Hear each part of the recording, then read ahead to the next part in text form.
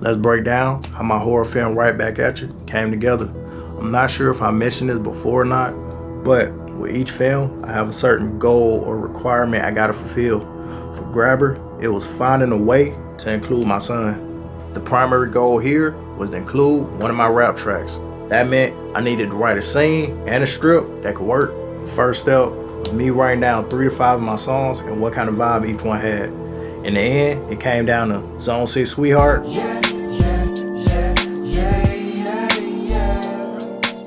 versus You Good.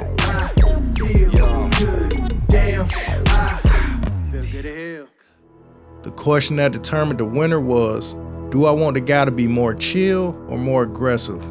Next, I went to the location to take some photos and brainstorm. The only scene I had in mind was the opening scene with the camera panning slowly from left to right. I wrote the strip. That took about a week or 2. I went back to the location a second time to get some more photos now that I had the strip, adjusted the strip, and got rid of any extra fluff, and I used Milanote to visually set up the whole story.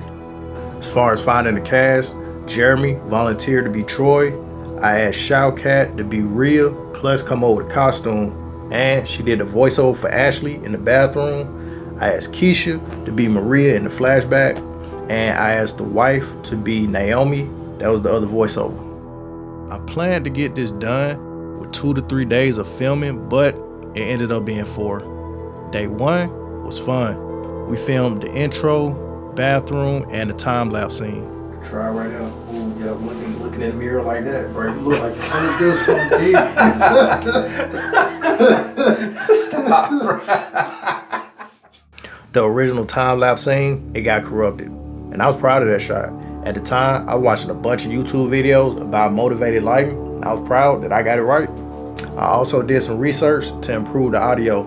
This time around, I used a boom mic stand. I noticed in some of my other films that the audio wasn't the best in certain spots. Day 2 was a few weeks after day 1. We used that day to redo the time-lapse scene on the couch and to get the scene with Troy near the front door. Watching that man smack his neck, boy, that was funny. When it was time to re-record the time-lapse scene, it didn't look as good as the one that got corrupted. Instead of redoing that scene 80 times trying to get it perfect, I decided to go with the first one that worked. Since I really did love the one that got corrupted, I felt like if I kept redoing it, perfectionist mode would have kicked in and we would have just wasted a bunch of time and I would have never been satisfied anyway. Day 3 was a week after day 2. The plan was to film all the scenes with Rhea plus the ending. Filming with Showcat and Jeremy was pretty fun.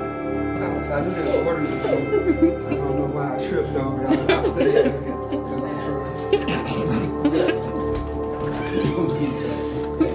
Was you recording?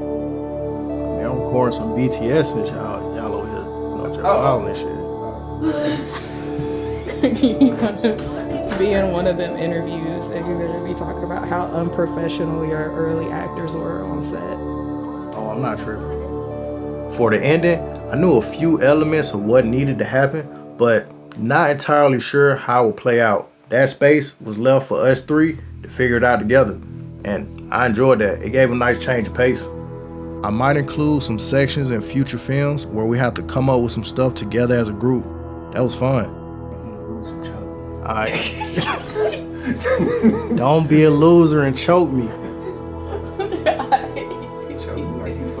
Please stop. Choke me like you mean it. That's what I'm talking about. We're not gonna make it through. Okay, I hate Scooby-Doo. Sit with that. It's just one choke. This the last choke. Okay.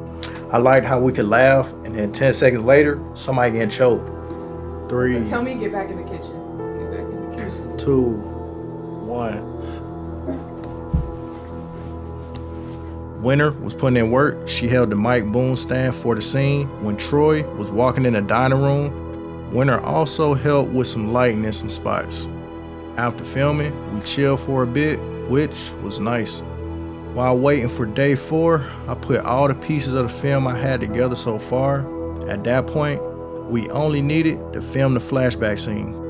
I started on the music for the parts I had. In addition to adding timestamps in FL Studio, I also exported the audio from the film and put that in FL Studio while I was working on the music.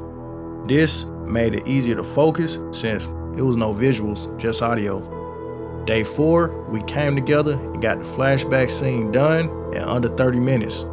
Originally, the flashback scene was supposed to go in the middle of Troy getting choked. So it's supposed to be Troy getting choked, flashback, back to Troy getting choked, kind of like how it was in Grabber. But that wasn't working while I was editing, so I switched it and put the flashback scene at the very end. Overall, even though this project took longer than I would have liked, it was fun as hell. I experimented with switching between different moves instead of the whole thing being just tense. I achieved my goal of including one of my rap tracks. This was my first time ending the film with a flashback. Big shout out to everybody who helped with this project. Jeremy, Keisha, Showcat, Maddie Chi, Paris, and Wynter. I'm grateful. And I, of course, took notes of my mistakes. I look forward to the next one, Trail of Doubt. Right back at you with my 5th horror short shot on my Samsung S24 Ultra, and I spent less than $100 on new equipment. If you want to be part of a film or if you want to help fund future films, there's links in the description. Leave any questions in the comments. You stay safe out there. Cash.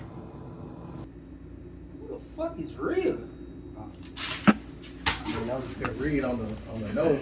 That was a beautiful read on the note. I'm sorry, I can't resist.